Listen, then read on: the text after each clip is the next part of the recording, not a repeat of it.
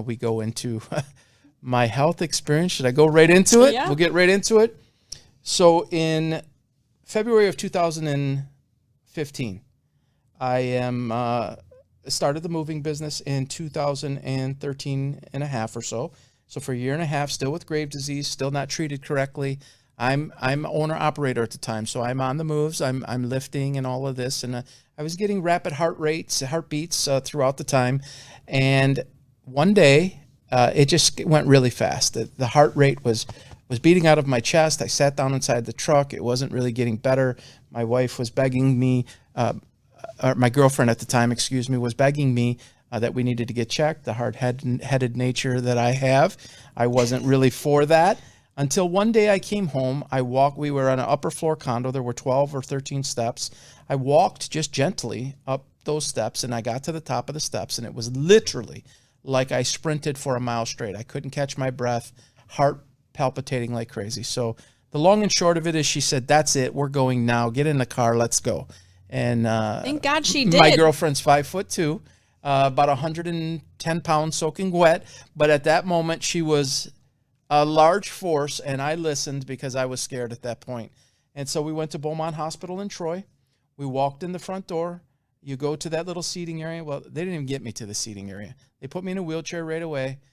They hustled me down. Well, they gave me an EKG, and my blood pressure was in the 190s, and my resting heart rate was 153. They threw me in a wheelchair, and when I say threw me, it's pretty close to throwing me. And this gal was like at the racetrack. And I'm telling you, to this day, I'm not making it up. She was zooming me down that hallway so fast it was like a movie. And you see the walls are going past you and all the writing on the walls. You see radiology, you see all the different departments, and then I see trauma. And I'm coherent. I'm not in my right mind totally, but I am coherent, and I can see it says trauma. And then all of a sudden, this nurse who's rolling me and 6 other professionals come towards me. They get me up out of the chair. They get me on the gurney. I have one on this arm. I have one on this arm. I have somebody else getting x-rays out, and then I see the paddles come out on the bed gurney that they put me on. And so now I'm really alert, like, what's going on? Well, sir, you Mr. Burkhart, you have 153 resting heart rate, nearly 200 blood pressure. You could code at any moment. So we need to have this handy in case we need to shock you. So my girlfriend, Catherine, now my lovely wife, just is in tears. She's beside herself. We don't know what's going on. I mean, I am conscious. I know something's wrong, but I'm like, okay, this is just my heart's racing like it normally does. Well, it wasn't. I was entering full-blown thyroid storm. And if no one knows what thyroid storm is, generally when you enter it, you don't come out of it. So thyroid storm took place. They got me connected to all the medicine, all the monitors and everything. They were able to get my heart rate down. They were able to get me somewhat stabilized, but I was not out of the woods. They kept me for 2 or 3 days. They monitored me. I was very difficult in the hospital. I did not want to be there. Watching my mom go through it, my dad go through it, I did not want to be there. And so they released me and after 3 days. And then I got home for about a day. My wife had been at my side for so long throughout all of this. She says, my girlfriend at the time, she says, do you mind if I go to the gym, which was literally 3 blocks away? And I said, are you sure we should do this? I don't know. Yeah, just keep your phone near you and call me if you need anything. I got up to go to the restroom. My legs were jelly. I fell into the fan that I had. The fan tipped over. The whole top of it broke. And then just the metal part was standing there. I just missed impaling myself. I have only shorts on. I coiled down and I sprained my ankle, and I cannot move. So I basically butt scoot around the bed to get to the other nightstand where my phone is. My ankle's throbbing, my knee's throbbing because everything coiled, and something's terribly wrong. And I message her and I say, I need you to come home now. I think we need to go back to the hospital. She races home. We go into the hospital. They keep me for hours, right? And then they say we see a touch of pneumonia. So they think they can get it under control with medicine. They take me to my room. They finally get me in a room. And, this is apparently going to be recovery time. And we got me on the schedule to do the iodine that I had not done in the younger years. Years ago. Right. And so they have me on oxygen, just the standard through your nose oxygen. And, my wife's coming every night. She's a girlfriend again, excuse me, bringing me dinner every night. Well, this one particular night that she brings the dinner, I start to not be able to breathe correctly. And I say, honey, I cannot breathe. And she says, just rest, just slow down, No, I can't breathe. So she hits the emergency button. The nurse comes in, gives more of the cup kind to put over my face, puts it over my face. I say, I can't breathe. And then everything stopped. I wake up and I see lights in the ceiling, fluorescent lights in the ceiling. Don't know where I am. Don't know what happened. Don't know who's around me or what. I'm coming to. I'm groggy. And there's a man over my shoulder and says, I'm a respiratory therapist. You have a ventilator in your chest. And I need to have it in you for another 10 to 15 minutes as you come out of this. And then we're going to take it out. And I'm still trying to process what he just said. I think I couldn't really speak, obviously, because I had that in me. They gave me a piece of paper, and I say, how long or what day is it? And he said, 3 days. Wow. 3 days you've been in this state. I looked over to my left now very slowly, and my girlfriend is sitting there, stands up as this is taking place. And I'm just like, whoa, it's a Twilight Zone type of moment. And I can't talk, and I write to her, and I say, I love you. I don't know what else I wrote. I could barely write. It was all scribbled, to be honest. And I go like this, and I touch my chest because I start to tear, and Catherine is tearing. And the man over my shoulder, Catherine says to the man, is he having a heart attack? Is he having a heart attack? And he says, no, I think he's saying he's thankful.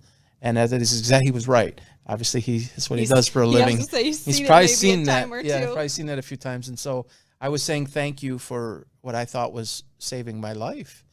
And so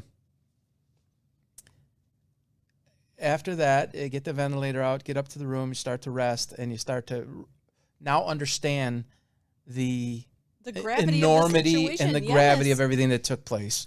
I had a heart attack while I was under. I had the thyroid storm, as I mentioned. I had pneumonia. I had sepsis.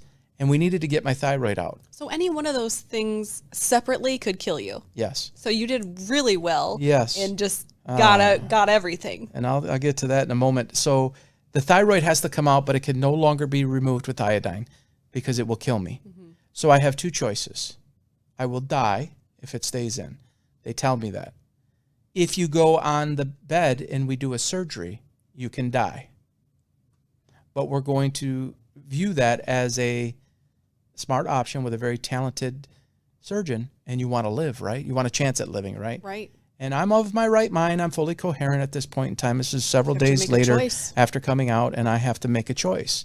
He says, if we lose a lot of blood, we could have some problems.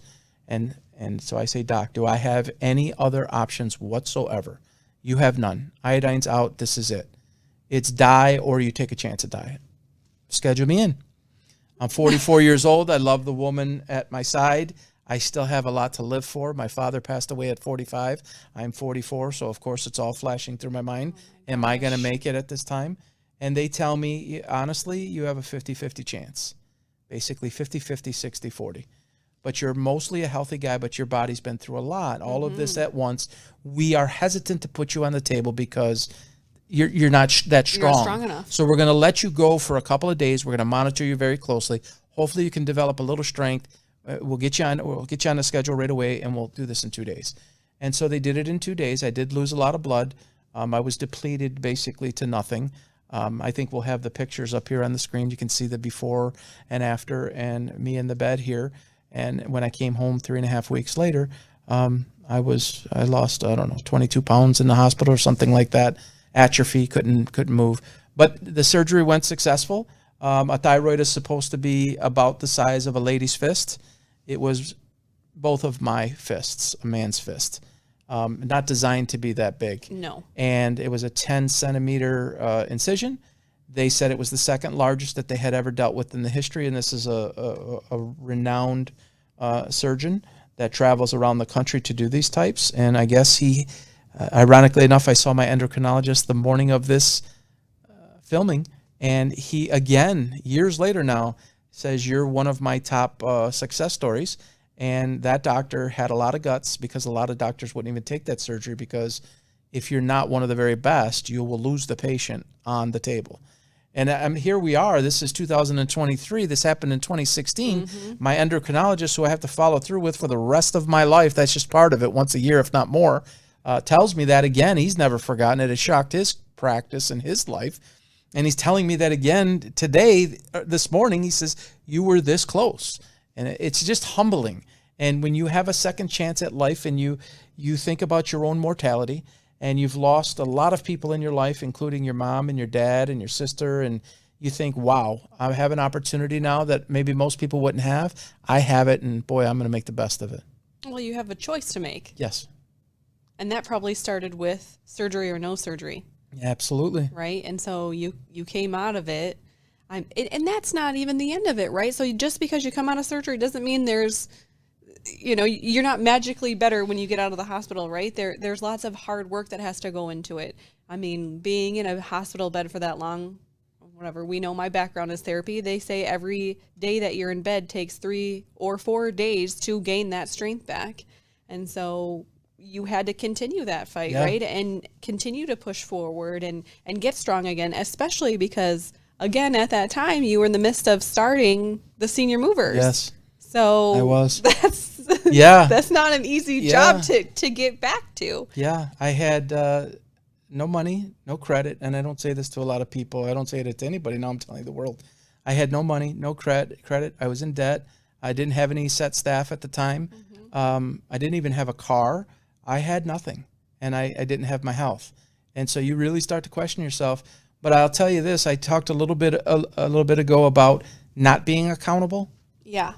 It was now time, if you are going to live any semblance of a life, if you're going to recover from this, you better get very, very serious, very, very clear with what you want, and you better not abuse this second chance that you had, because your mom didn't have it, your dad didn't have it, your sister didn't have it. You have an opportunity. Don't you dare not take the best opportunity to make the most out of this. And my life, I said it started to change earlier. My life since that day has changed forever. It has changed for the rest of my life.